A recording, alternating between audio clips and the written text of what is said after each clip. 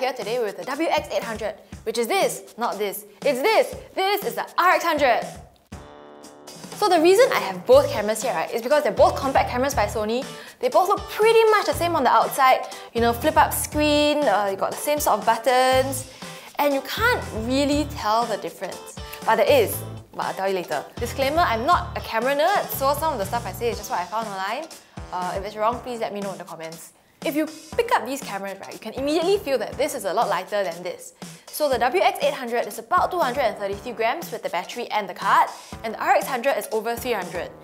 But that is not the biggest difference. The biggest difference is sensor size. Huh? What? What does this mean?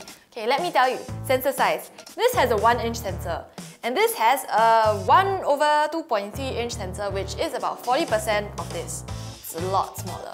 So sensor size determines the amount of light that forms the picture. So this takes in a lot more information and a lot more light, and this one, not so much. In daytime, this is not super obvious, so you do get better bokeh on this, but this becomes very, very pertinent at night.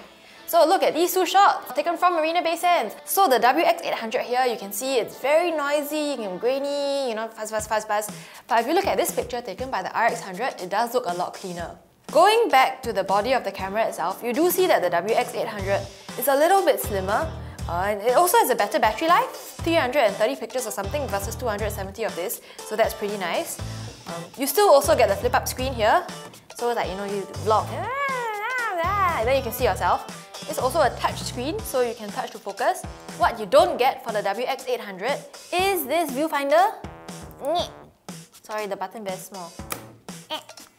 And you also don't get this fancy control ring in the front. Yeah, this one don't have, so this one basic. So now let's talk a little about what's good and what's bad. A big plus point for this is the zoom. Okay, we will show you this in a cutaway here. Zoom, zoom.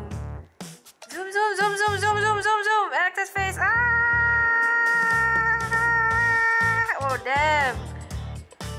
Look at that. This can also shoot in 4K. So if you're a filmmaker who wants to do vlogs on holiday, I don't know, whatever. So you just, 4K footage, 4K footage. I see a lot of my face, 4K footage. At 100 FPS, which is slow motion. So if someone's jumping into the pool, and then you can 100 frames this, and the person's like, oh, you can slow it down and play it again and again and again. Yeah. So what is bad about this? So the biggest downside for me is the tiny sensor size on this camera.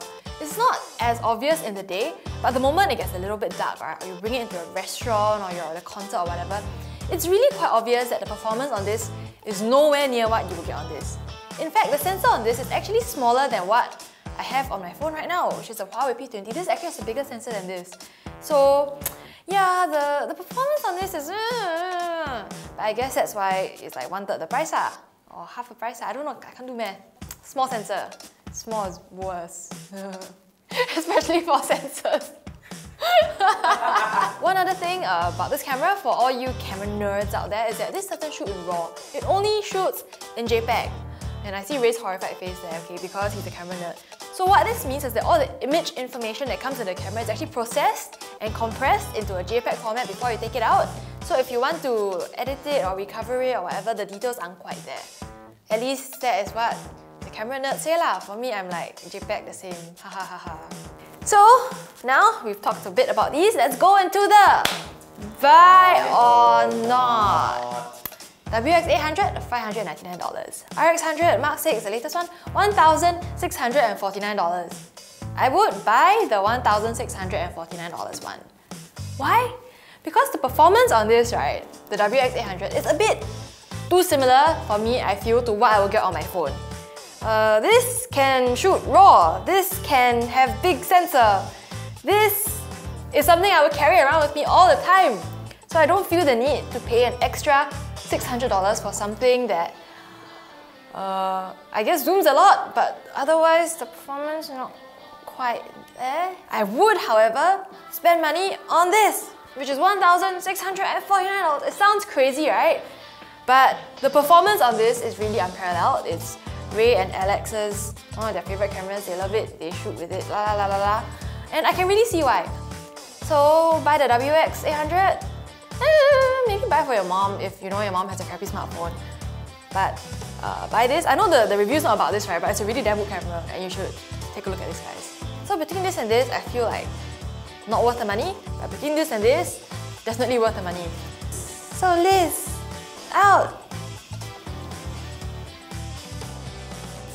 Oh, random outro. Jingle bells, jingle all the way. Reindeer shirt. Merry Christmas! I don't know.